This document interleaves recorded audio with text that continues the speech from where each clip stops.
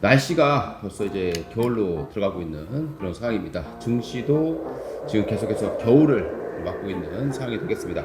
오늘 이제 소카라는 기업에 대해서 한번 알아보도록 하겠습니다. 자, 요즘에 소카가요, 박재욱 대표가 지분을 조금 매수를 했습니다. 자, 그 이유로 인해서 경영권 분쟁이 일어나는 거 아니냐, 자, 이런 기대감으로 봐야 될까요? 주가가 최근에 좀 급격한 그런 상승을 보이다가 자, 이런 하락세로 전환되는 자, 이런 모습들을 보여주고 있는 상황이 되겠습니다. 이 소카의 지분 경쟁은 상당히 좀 복잡한 구조를 가지고 있습니다. 아주 스토리도 상당히 복잡해요. 자, 일단 지분을 보겠습니다. SOQRI라는 회사가 19%를 가지고 있고요. 그 다음에 이제 자회사, 이 자회사가 SOPONG인데요. 이 SOPONG가 8.4%, 그리고 박재욱 대표가 최근에 1%대에 머물던 지분이 최근에 장내 매수를 하게 되면서 2.98%까지 올라가게 됩니다. 자, 그렇게 해서 우호 지분, 특수관계인 지분들이 37%까지 올라가는 자, 이런 모습들을 보여주게 된 겁니다. 자, 여기서 저 S4ANG라는 회사는 SOQRI가 가지고 있는 회사인데요. 이 SOQRI라는 회사는 이재용 씨가 지분을 거의 보유한 투자회사다라고 보시면 되겠습니다. 자, 이재용이라는 사람은 뭐 많이 아실 겁니다. 다음을 창업했던 사람이죠. 다음을 창업했고 이걸 매각하고 나서 이제 소풍이라는 그런 기업을 설립한 인물로 보시면 되겠습니다. 자, 이 복잡한 구조를 가지고 있어요. 이 특수관계인들이 어떻게 되어 있느냐? 이 소카는 타다도 가지고 있죠. 이 트지윈이라는 것과 타다라는 것으로 유명한 VCMV, 이 회사를 인수를 하게 됩니다. 자, 이 대표가 박지욱 씨예요. 자, 이 바로 이재용이 박지욱에게 대표이사 자리를 넘겨주게 되는 그런 상황이 발생하게 되는 거고요. 최근에는 우리 이제 자전거 있죠. 일렉클이라는 자전거 있습니다. 이 일렉클이라는 자전거를 가지고 있는 회사도 인수를 하게 되고요. 그 회사의 대표가 바로 배지윤 씨입니다. 근데 최근에 배지윤 씨가 지분을 또 매각을 하게 되면서 거의 이제 지분을 갖고 있지 않은 이런 상황으로 연출되고 있다라고 보시면 좋을 것 같습니다. 자, 이게 이제 어떤 원인이 발생하게 되느냐, 여기서 소카는 상장하고 나서 공모가 이후로 주가가 계속 추락하는 자, 이런 모습들을 보여줬습니다. 주가가 떨어지다 보니까 이 최대 주주 사이에 이 지분을 떠넘기는 그런 사고가 발생하게 되는 거죠.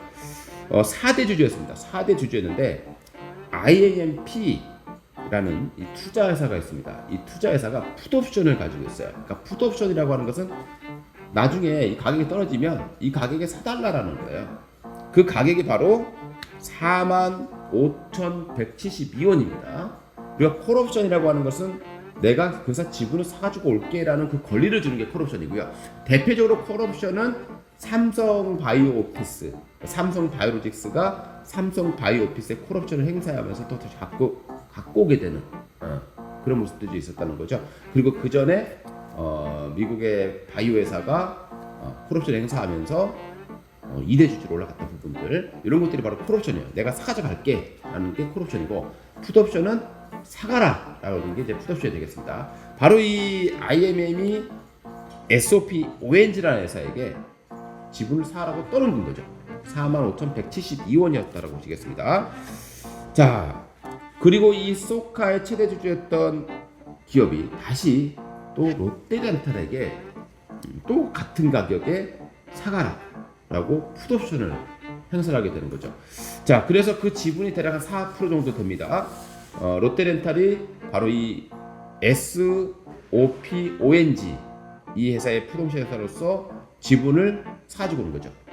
그 가격도 역시 45,172원입니다. 그러니까 현재 가격 대비해서 롯데렌탈이 3배 이상 높은 가격으로 지분을 또 사고 오게 된 거죠. 그 가격을 통해서 사고 오니까 지분이 14.99%까지 늘어나게 되는 겁니다.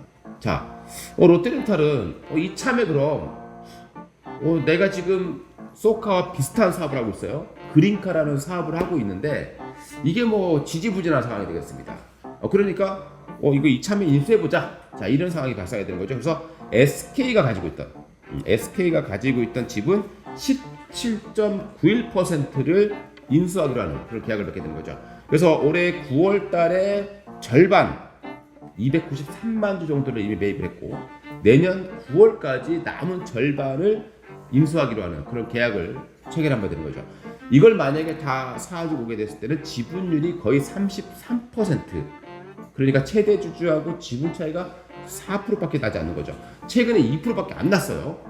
그래서 대표이사 박지욱 씨가 지분을 2% 추가 매입하게 되면서 조금 더 한 발 도망가는 이런 모습들이 발생했다라고 이해해 주시면 좋을 것 같습니다.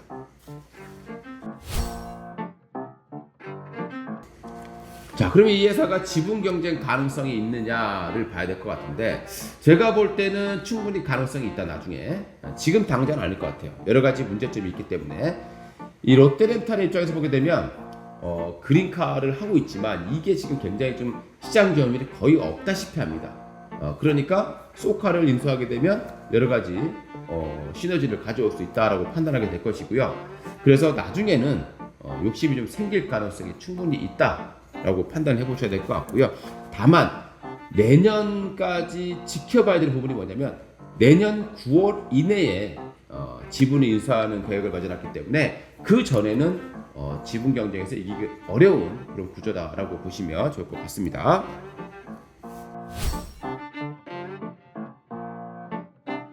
자, 최근에 이제 이 주가가 올라갔다가 지금 곤두박질 치는 그런 모습이 나타난 거죠. 그 이유를 보게 되면 대표적인 이유 중에 하나가 만약에 롯데렌탈이 소카를 인수하게 된다고 했을 때는 이 공유차 업계 그 사업의 시장 점유율이 90%까지 올라가는 독과점 시장이 연출되는 거죠. 그래서 공정거래위원회에서 이거를 허가를 안 해줄 가능성이 있다는 겁니다. 그래서 우리가 이 소카를 볼 때 가장 봐야 될 부분들은 바로 이 공정거래위원회에서 SK 지분을 인수하는 것을 허락해 주느냐, 자, 이런 부분이 가장 중요하다고 보실 것 같고요. 그게 만약 허락이 된다라고 했을 때는 한 차례 또 주가 상승이 진행될 가능성이 높고, 그리고 내년까지 해서 SK 지분을 다 사모으는 모습이 나오게 되면은 분명히 제가 볼 때는 지분 경쟁이 시작될 가능성이 높지 않느냐라고 생각을 해볼 수 있을 것 같습니다. 자, 이상 소카에 대한 좀 분석 내용을 좀 알려드렸고요. 다음 시간에도 종목 얘기들 하나씩 풀어보도록 하겠습니다. 감사합니다.